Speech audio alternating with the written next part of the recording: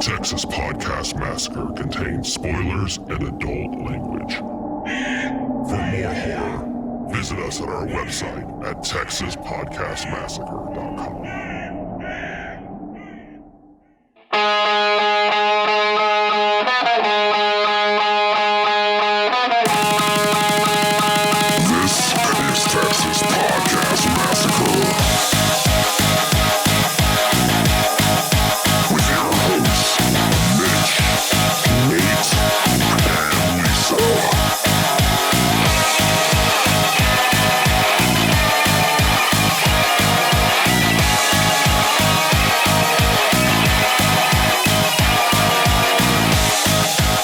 Welcome to another episode of Texas Podcast Massacre, coming to you from Houston, Texas. I'm your host, Mitch, and with me, as always, is my co-host, Nate. Will you marry me? I mean, I'll settle. I guess I'll settle. Just want you to know. I want you to know that, though. I am settling, dude. That went so much better than I thought it was gonna go. Wow. Right. Are we done? I don't know what. Yeah, this right. Yeah, this is probably the best this has started out in quite some time. Welcome to a special episode of Texas Podcast Massacre. Normally we do a movie review. We'd have Lisa here being tormented by a horror movie she absolutely doesn't want to watch. But today we actually have a couple special guests. We're going to be talking about the brand new movie It Cuts Deep that comes out November 13th. So that's this Friday. I keep forgetting it's actually Friday the 13th. But we are here with both the director, Nick Santos. And how's it going? Yeah, I never really get the pause there. And also with Charles Gould, who is the lead of the movie. And he's frozen. All right. Just kidding. Kara, how you doing? Yeah. I was trying to see if I could be more awkward than Nick was. It's the ultimate goal. One of us is gonna leave here with most awkward by the end of the night. Okay. We'll try to give you a run for your money for sure. No, welcome to the show. So Nate and I had a chance to screen It Cuts Deep earlier. In fact, I literally just finished it earlier today. So it's great. So I'm really excited to talk to y'all about it. We've got a lot of questions. I guess Nate, I don't know if you want to kick off or. Well, no, yeah. So I guess my first question is: so how did the movie come about? How did this kind of whole concept come together?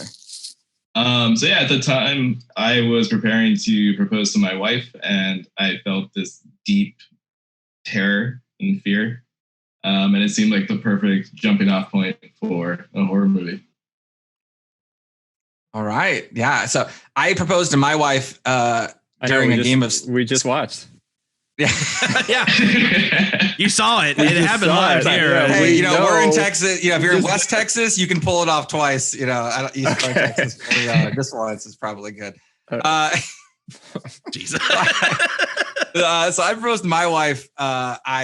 During a Scrabble game. So I hid the letters "Marry Me," which is 7, the correct number. My family's real sticklers for Scrabble, and I proposed saying "Marry Me." So. How did you do it? So you were gripped with fear about the prospect, at least briefly. How did you actually end up proposing? It was her birthday, and we went to go see How Does It Get Made live. And then I had prepped the apartment, and I had hid the ring in, like making it seem like I just got her a gift, and making it seem like it was like a no big deal, just a birthday gift. And then when she dug into the gift and pulled out a ring. Yeah. Nice. That's really cool. Very cool. And what was the movie? I think How did this get made? I'm blanking on which Superman it was. It was like Superman 4, I think. Awesome. The best one. Wait, is that the one where he spins the earth the other way to fit, or is that's No, I think it's the computer one. Oh, okay.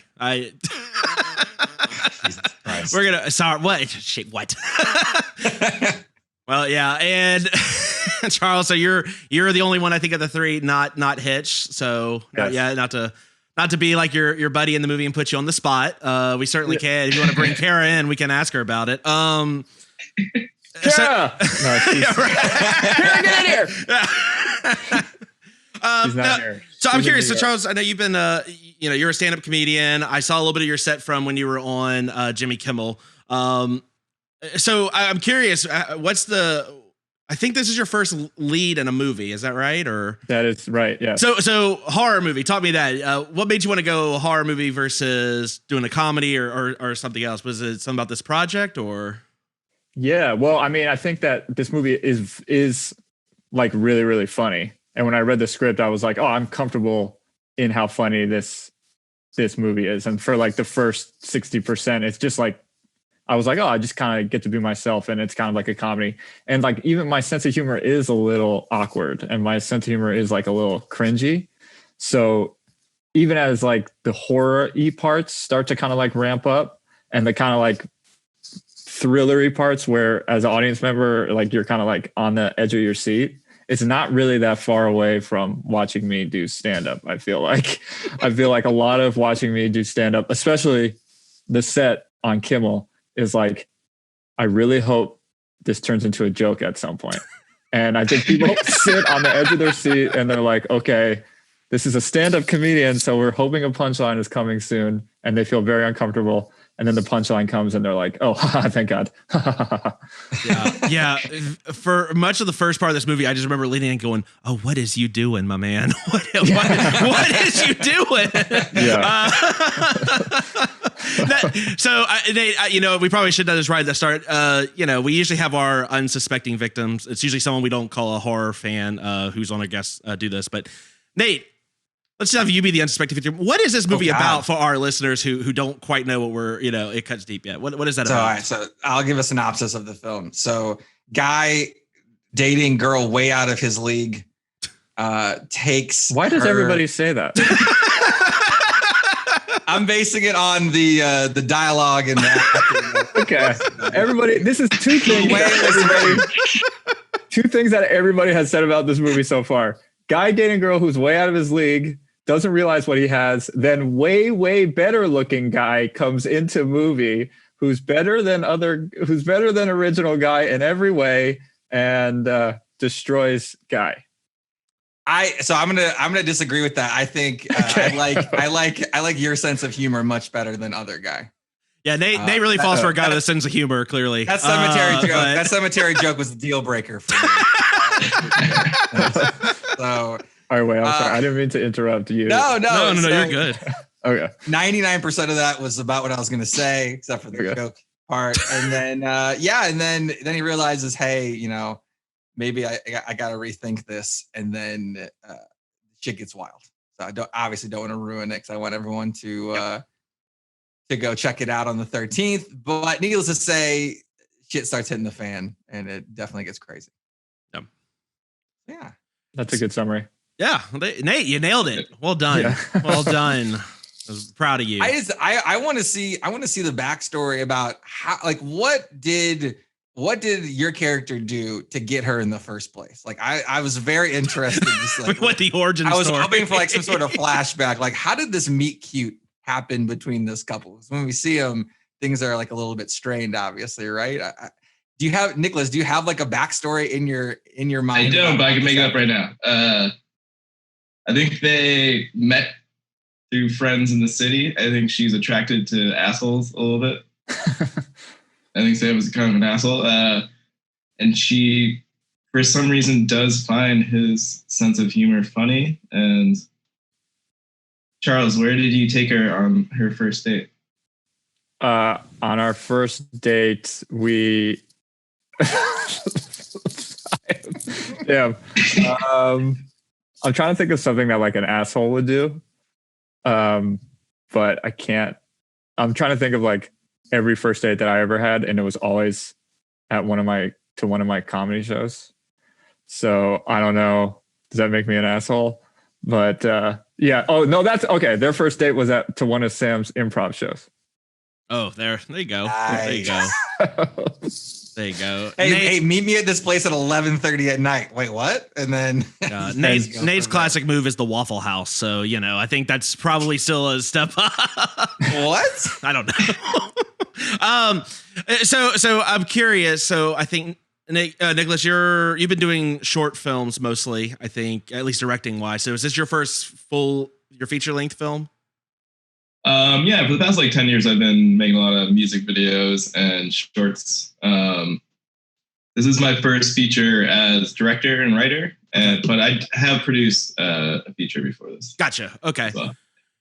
Very cool. And so what's that transition like going from doing music videos, which we definitely need to cycle back around, but doing music videos, shorts, and doing more of the production to actually directing the full and writing the full for length? It feels like kind of all the projects actually eventually kind of just like built up in terms of like my growing style, and like it all kind of is built up to this. So it was kind of a natural transition. Kind of transition I was ready to make, and kind of was sick of making shorts that no one watches. Yeah, I think the problem with shorts, it's always hard to find them, right? Like, because I feel like Nate and I, we just got done with a couple film festivals. I guess they all do in digital, but they had some really good shorts programs. But outside of that, I have no idea where to find shorts if you want to watch them anywhere, right? Also, they can be so hit and miss from someone that has made a bad short. Like, they can be so hit and miss, so it's always also kind of just like a little bit of a gamble when you click. What bad short did you make? I don't know, people have told me they've been bad. I don't know. What short? I watched all your shorts. Or is this a short that you didn't send me? I don't want to talk about it. I'm actually blanking on which one. I don't know. I know that got really real there for a second. I know. Charles with a huge lead in the most awkward runnings. That may be insurmountable. I don't know where we're gonna go from there. Yeah, you gotta pace yourself. Wait! I was the awkward one there. Again, we're at the what did you do? Mitch, look, he's got Nicholas has got a short memory on this kind of stuff. Yeah, you just keep pushing forward. That's fine. So I wanted to ask, so like filming where was the film? Where did you film at? I guess. So we went and shot in my hometown in Massachusetts, in Cape Cod. Yeah. Oh, okay. And then I guess because it had kind of obviously like you're out there, right? Like you're setting it exactly kind of in the exact scene where someone would go back home, right? And so I guess you went back home, which is cool. How was it filming, like going back to your hometown? How is it filming there as opposed to filming where maybe you filmed your shorts in the same place, but I assume not. But how was it going back there and filming and seeing the stuff that you grew up with? It was really nice actually, even though because the film felt very personal. Obviously, I haven't murdered my wife that you know of, but. It was nice to go back and like kind of shoot it in areas I grew up with. I really wanted that kind of like gloomy New England Stephen King winter look. And also the community was very supportive in a smaller town. Everyone's like, "Oh my God, you're shooting a movie! Like, here's stuff for free," which is nice. Oh, nice. Okay. Yeah, Charles, how was your experience shooting in Cape Cod, Massachusetts? Cold. Yeah, it looked cold. It was very, very cold. And I came from LA and I didn't have a winter jacket. And so I had to order one to where I was staying, and then it didn't come. And so I had no jacket. And it was like 10 degrees and it was freezing cold. And then we did actually see a ghost. I did see a ghost.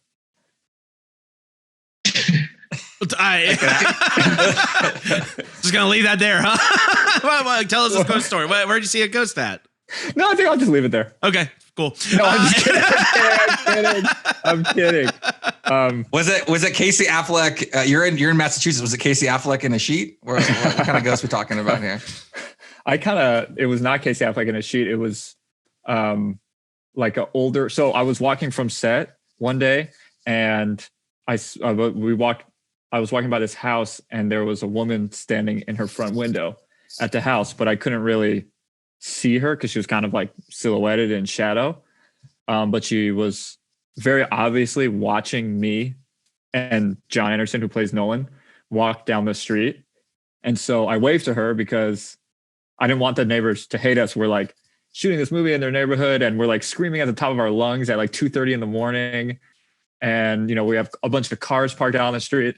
So I like waved to her trying to be friendly, and she did not wave back. And not only did she not even wave back, she just like stood there staring like straight at me, like didn't even move a muscle. And John Anderson, who was with me, was like, wow, she does not like us, and she does not like us shooting this movie in her neighborhood. And then I told Nick about the house because Nick grew up around there, and he was like, oh, nobody lives in that house. And nobody like has lived in that house for a couple months now. Wow. Okay. That's a true story. I was kind of I'm looking forward to the adaptation of this film now. You get to go back to your hometown to film it again. Wow. Yeah, this could be part of the sequel, you know? That could be all tied in. Just expand the universe. It cuts deep too. The neighbors. Nice. I like it. So I'm assuming this was filmed toward the end of last year, beginning of this year. Is that right? Or when was this filmed? So we shot in February of 2019. So it's a couple of years. A while ago, yeah. Okay. Very cool. It was a simpler time. Yeah. COVID. We had a different release kind of trajectory in March, and COVID kind of, changed that up a bit. Yeah. Yeah. So this is my best chance. We have a running kind of philosophical battle on our podcast every time that we watch a movie. Mitch is from Louisiana. He's from Shreveport, Louisiana. No one knows or cares what that is. No, this Louisiana. Thank you for the shout. I'm from up north near Chicago. You know Shreveport? Oh, you know?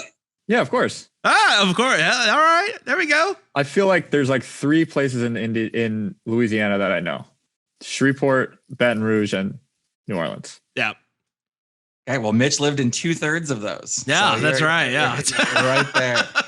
You lived in Baton Rouge? Yeah, I was born in Baton Rouge. I lived there for a while. Then I moved to Shreveport and was there until I moved to Texas. So, call him Baton Rouge. Oh my God, there's Garth Brooks. Are we still? Sorry, I'm sorry. No, don't be sorry. Hey, look, okay. That's the Baton Rouge national anthem, I think, but or the Eye of the Tiger, one of the two. It's back and forth. Is that song just on constantly in Baton Rouge? It was when I was growing up. Yes, absolutely. I don't know. I haven't been there in several years, so it probably is. I don't know. That's never going. Some people may have distanced themselves after the Chris Gaines fiasco. We're we haven't checked in on that, but yeah, it's really getting into the Garth Brooks here. But Chris Gaines didn't sing that song. That was Garth Brooks. They're different people. No, that's you're right. I feel like we're starting a whole nother podcast. There should be a podcast about Chris Gaines. A whole Chris Gaines podcast. Chris Gaines podcast. You can do a lot of episodes, to be fair. Yeah, okay, to circle back to what I was saying. Wait, Nate, I have a question for you. Sure. On a scale of 1 to 10, how high are you right now? 0. Nate just has one of those faces. I just have one of the faces. He has one of those faces. I've been asked my entire life, are you high and where's your skateboard? My entire life, those are the 2 questions I've gotten almost exclusively. And I don't skate and I do not smoke. So I'm disappointing everyone left and right who's asking me random questions on the street. So okay, well actually now I like you more because you follow the rules. Yes. Yeah, exactly. Yes. Okay. So what I was saying, so Mitch lived down south. They did not have basements there. Right. And where I grew up, my room was in my basement. And so we have the philosophical battle of horror films. Which one's creepier, the attic or the basement? So we always ask people when we have them on for an interview, which do you think is creepier? Is an attic creepier or basement creepier? Basement. Oh, 100% basement. And you're a northerner. Usually it goes along north-south lines. Northerners have basements and aren't as afraid of them. No, Nicholas knows what's up, man. Okay, so all right. Can we get your rationale on that? Why are basements scarier? I don't know. I feel like every once in a while I have like a nightmare about my basement, and I don't know why. I specifically have a nightmare about my dad had this ventriloquist dummy when I was a kid, and I was terrified of it. I came to learn later that I was terrified of it because when I was a baby, my brothers would go outside my window and put it in like the window and have it talk to me. Oh my God. This is a story my mom recently told me. So then clearly that's why I was terrified of it. And I still weirdly have every like once a year I'll have a random nightmare about like going down to my basement and this like killer ventriloquist. Hold on. Can you pin this on basements at this point? I feel like this basement's at the wrong place in the wrong time in this dream. Guilt by association doesn't matter, Nate. It's the call's there. Well, your basement is kind of creepy. It's a creepy basement, yeah.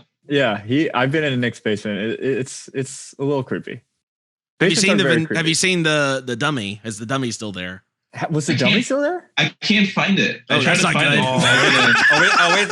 You can't find it, but it's there. Don't worry. I was gonna make a joke Instagram where I set it on fire, but I couldn't find it to do it. And now it's watching you. It's outside your window tonight. Yeah. Wow. So Charles, sounds like your basement's creepier for you. I think basements are creepier, but like as a Jewish person who was raised on Anne Frank, I should probably say attics. That's I'll accept it. I'll accept that. If by the first time, I'm not going to argue against someone picking attic. So there you go. But basements are way creepier, I have to say. All right. Well, I lose again here, Mitch. Nate, I'm enjoying you getting dunked on all these interviews. It's just, I know. It's so man, great. Every time. It brings me so unending joy. So, let's see. I'm curious. So this movie's fantastic, and for anyone listening or watching the video on YouTube right now, check it out. I do believe it's on. I think it's going to be in theaters in some places, and it's also going to be on VOD and digital.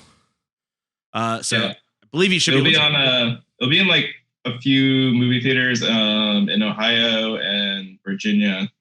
Okay. Not sure where else yet. They haven't given me the final ones yet. And then it'll be anywhere you rent movies. Basically. Ohio, they don't even think COVID's real. It was so funny. They were talking about the movie coming out in November. Like we found this out like a month ago, maybe. Yeah. And I was like, there's no way this movie's going to come out in theaters. And then they were like, yeah, it is in Ohio. And I was like, all right. Yeah. So you go into the opening screening in Ohio then, or are you just going to? Hell no. No, I've been to Ohio, not missing much. No, but I feel bad because the guys who are screening it are really nice, and they really, really like the movie. Yeah. If it wasn't COVID, I would go. It's in Columbus. I've heard good things. Okay. Yeah. What I really like about this movie, I mean, I think Quinn does an incredible job in this movie. It's just fantastic. You're all great. I love John when he shows up in the again, we don't want to give too much away right now because this isn't really a full review episode, but when he shows up in the Santa Claus outfit, I literally had to like pause the video for a second just to like what is happening right now. I texted Nate like I am like 30-ish minutes in this movie. He's like, what is going on? It starts happening. Yeah. I mean, the Santa Claus outfit, nice touch. Kind of just, I don't know. I don't even know if I have a real question around this. It's just, it definitely made me pause. It was like, what the hell?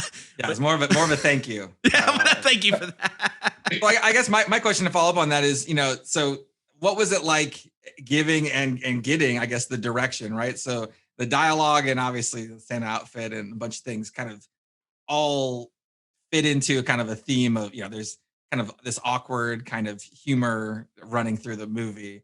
And there's kind of all these moments that pop in here and there. There's not like lulls or things where, even when things are serious, there's still comedy happening. Right. So what was it like, I guess, giving that, like when you were directing this, like, what were you telling them to do? Like, cause you wrote it also, and you were also directing it. Right. So how are you giving direction to do some of these things that were, awkward or these kind of just ridiculous scenes? How did that go? I think like no matter how crazy or bizarre they're acting, it was always kind of giving direction of like, this is a real thing, play it seriously, even though you're acting like a total psychopath. And even when it came down to like, little spoiler, but like even when it came down to like, when I talked about murder with Charles, I was like, you never killed anyone, or you're not going to kill anyone. You're always like, you just broke up with that person. You're just going to like kind of break it off with your girlfriend and try to let her down nicely. And we always try to keep it like very grounded, even though they're saying crazy ass shit. Yeah. Yes. That was definitely like a really good piece of direction from Nick for me. He was like, remember, this is all leading to a breakup and that's it. So yeah, I'm trying to talk about this without giving spoilers, but that was the key that kept it grounded and kept it kind of funny, is that to us, it was a romantic comedy the whole time. And once it actually became a horror movie, but Nick was like, but still, this is a romantic comedy, even though we're shooting horror shit. Yeah. And Charles, you do, I don't know how to say this without it sounding asshole-ish. I apologize, but you do such a good job of like turning on like the creep factor, like at one point, like, because in the first part of it, your character is very kind of like, okay, right, I know, right. Yeah. It's like, okay, kind of a pushover kind of thing, right? And then there's that one where you're talking to him through the door, and you just almost see like the switch flick on, right? Like something changed. You're like, oh shit. Was not expecting this kind of intensity coming. So I enjoyed it. It was really awesome. But yeah, definitely that part threw me quite a bit. I especially love when you yell at him. Why do you think I haven't responded to any of your text messages? Yeah.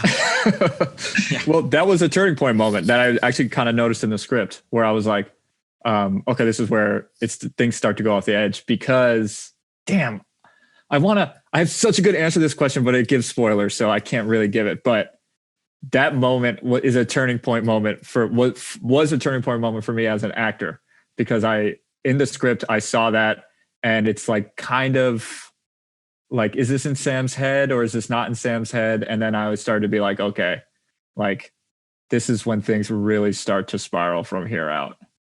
Because it's just it's like what you said, it's so weird. Yeah. Yeah. It's weird, but I would say it in a good way. That was when Mitch sent me that text. I was like, oh, okay, all right. I know exactly where you are. I was like just perfect. What is going on? Yeah, we definitely were in a good way for sure. Yeah, only it's weirder from there. Oh yeah, and then it just gets weirder. I did also appreciate you trying to cut the wood with the axe, and that whole just pointing there, just as a nice, just a nice scene. I don't know if I don't know if that was scripted or if I truly believe that probably just happened. You're like, yeah, we're just gonna keep that shit in the film. That's pretty good. Well, do you want to know, or will that ruin it for you? I want to know. No, tell. Yeah, please, tell. Come on. I grew up on like Three Stooges, and I was like, why don't we just I was thought like it would be funny if Charles tries to cut wood and fails miserably. Also, it felt like because Nick like grew up in Cape Cod, you actually had to cut wood for your heater, right? My dad did make me cut wood, and it was terrible. And I don't know if you remember this, Nick, but I was like, did you have to do this when you were a kid? And you were like, yes, I did. This is the most traumatic part of the movie for Nicholas. Which is why nothing else bothered him in this film, but just watching you trying to cut the wood. Yes, it was. And I think it really came from a really real place for Nick. Just like this idea of like, this sucks. I hate doing this, and I don't want, and I'm not good at it. Yeah. It was kind of like a reverse Amityville Horror in a way, where, he's in Amityville Horror spiraling down, using the wood to cut it menacingly. could not be the more opposite. Right. Scene. If you want to juxtapose the two together, pretty great. Actually, these two movies would make a good double feature. Actually, for sure. Yeah, that would totally work. Yeah. So I'm curious. So for our show, we have, I kind of mentioned we have what we call an unsuspecting victim. So we usually bring on a guest who usually hates horror movies. And we make them watch them. Sometimes they're classics. Sometimes they're just garbage films. And we usually, kind of catch their reactions. Sometimes they're Ice Cream Man with Clint Howard. Right. Depends on what we think about the friend. I'm curious, do you yourself identify as someone who doesn't like horror movies? Or do you have friends or loved ones that are like those unsuspecting victims and you like to watch horror films? I actually don't like watching horror movies. Really? Okay. Yes. I would be perfect for your podcast. All right. I don't love it. I don't like it. I think because like that shit is real and it's really happening and it freaks me out. Vampires are real and zombies are real. These things are all metaphors, obviously, sure, but they're metaphors for something. And then that shit just really, really, really freaks me out because it just really scares me. I'm very easily scared. Now I don't love watching horror movies, but I'm changing. I'm trying to watch scarier stuff because it's such a fun experience to watch like a really scary movie with another person. It's just like such a good time. So I'm trying to be a little less scared. Yeah, I mean and that's largely why we started this. We've always kind of forced our friends to watch real terrible. Usually it's been real terrible movies, not necessarily horror movies. But none of our friends like horror movies outside of us. So yeah, same kind of thing. Yeah.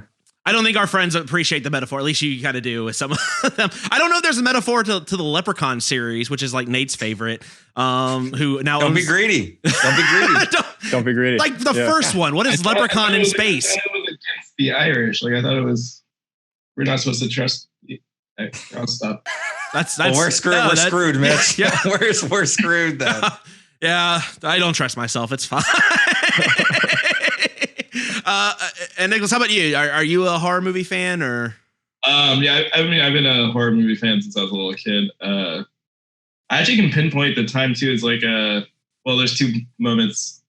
My dad took me to see Event Horizon when I was like in second grade. Nice. Whoa. Yeah, that's a intense. scary one. I just made him chop wood. I got to give him something. All right, let's go see Event Horizon real quick. And then the second time, my oldest brother would fast forward through all the movies we get at Blockbuster and just show me the gory scenes because you're like, look at these awesome ass scenes. And then we would just watch the gory scenes over and over again. And I think that's where it kind of all originally stemmed from. Whoa. Was this the same? Oh, go ahead. I was just going to say, which movies? I remember specifically Interview with a Vampire. The battle scene in Braveheart was like watching those over and over. Okay. There's another one I'm blanking on that really. Anyways. Yeah. Now, was this the same older brother that was using the dummy outside your window as well? Yeah. Well, we laugh. Yeah, my older brother made me watch Nightmare on Elm Street when he would babysit me as a kid, and then would tell me Freddy was coming to get me. Whenever I quote unquote acted up, I was like 6. I don't know what that means, but sure. So that's classic older brother move. Yeah. So do y'all have a favorite or a least favorite horror movie? You may be, you may have more least favorite horror movies. I'm guessing if you don't enjoy them. But I actually do have a favorite. Okay. I think I have a movie that scared me the most. The most I've ever been scared by a movie is Sixth Sense. That's a good one. Yeah, that movie scared me and still scares me a little bit to this day. Because like when I was a kid, like when I was really young, I thought I could see ghosts. Like I was like a little bit of a weird kid, and I'd be like, I would think that I could see ghosts, or I like would feel energy and stuff like that. And then when that movie came out and I watched it, I was like, holy shit, this is my biggest fear that I've had my whole entire life. on the screen. Thank you, M. Night Shyamalan. And it scared me. And that's Sixth Sense is probably my favorite horror movie, if that counts. That counts easily. That counts? Yeah. Okay, cool. Yeah, that little girl in the tent's one of the scariest things in cinema. Yeah, of course. Nicholas, how about you? What's your all time is The Shining. And then what scared me was fucking Child's Play as a kid because of that fucking dummy. Please tell me you see Dead Silence. Yeah. Yeah. Yeah. But yeah, I was terrified of Chucky as well as a child. Yeah. I love watching those movies now, though. Love all three of those. And I guess there's a shit ton more, but I don't really watch those. Right. Yeah. I think they're coming with the whole series now, too. Yeah. Chucky will be around forever, longer than I will for sure. What are y'all's favorite movies? I don't know, Nate. What's yours? The recent ones, I got to go with The Witch. Yeah, you love The Witch. You guys have seen The Witch, but that's probably my all-time favorite. It's all the classics of a blockbuster film. It takes place in New England in the 1600s. The dialogue is all period accurate. Oh, cool. And people are living on a farm, so it's all the hallmarks. One of the first parts of that movie was shot at this place, Plymouth Plantation, that I always went on school trips to. So whenever I see that, really? When they're like leaving the village, I'm always like, oh, I've been there when I was a kid. That's awesome. And then they were splitting wood, and you were like traumatized again. Do they split wood in that movie? I think they do. Yeah. Yeah, they do. Yeah, they attempt. Yeah, I've actually heard from. I heard from someone else that's the scariest movie or their favorite horror movie too. Yeah, it's really good. Not necessarily on like the jump scares or anything like that, but the overall kind of atmosphere and kind of dread that permeates it is really good. Yeah, there's I can do that. Mitch's is Skeleton Key. I'm just going to answer for you. I represent for Louisiana. I've got to go with the Louisiana base. Skeleton Key. Yeah.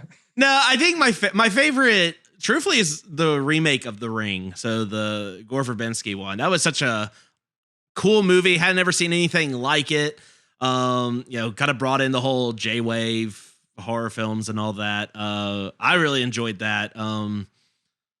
That's probably my favorite. That's the one I always like go to when I'm like, oh, here, you should watch this. That's the first one I had Lisa watch when we first started dating. We watched it, and then it got done, and I was like, all right, cool, well, I'll see you tomorrow. And I left, and she was terrified and couldn't sleep, and she didn't talk to me for the next couple of days. I don't know how we got married. Are you the guy in this movie? How did pretty much. Wow.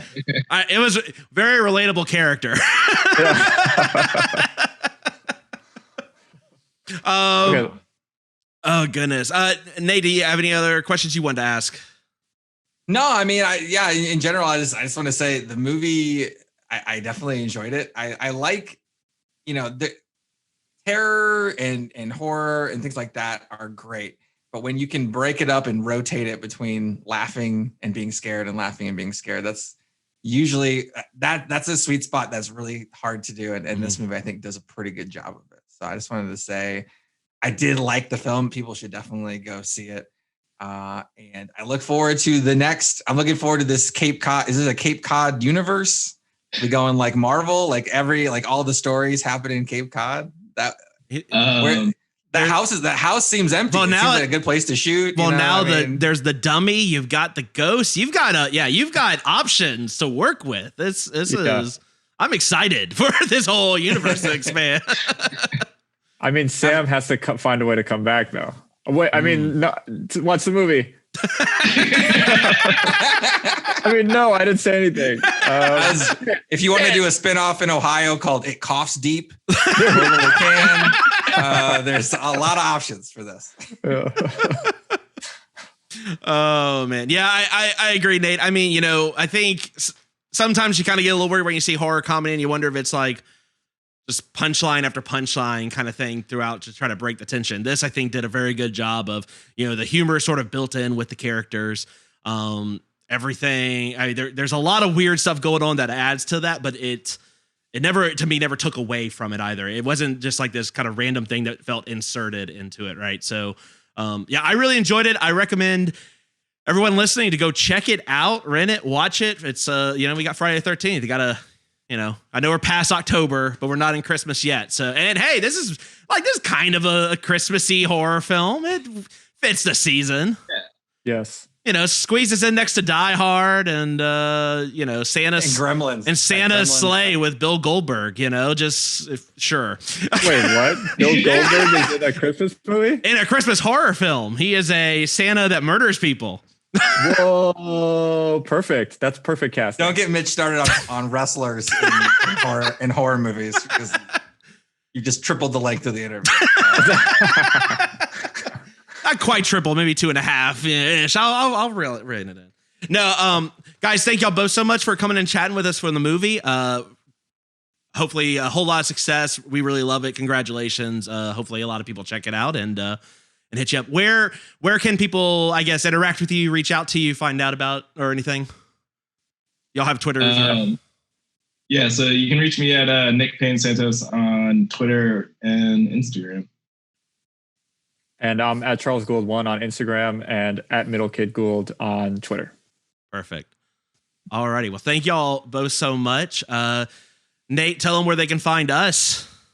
You can find us, as always, at TX Pod Massacre on Twitter, Texas Podcast Massacre on Instagram and Facebook. Check us out, all your podcast platforms. Give us 5-star review on Apple Podcasts, and we will put your movie in the rotation list. No one has picked Human Centipede for Mitch yet, so please get on that. But we had one person who just sent it in on Twitter. No, 5-star review for Human Centipede. We're not just giving that one for free for saying hey on Twitter. No, 5-star review it, and then it happens. God, if I have to watch that garbage, you're gonna earn it. Once again, thank y'all both for hanging out with us and chatting. It's been a lot of fun. And from all of us here at Texas Podcast Massacre, thank you so much for tuning in, and just keep telling yourself it's only a movie. Good night.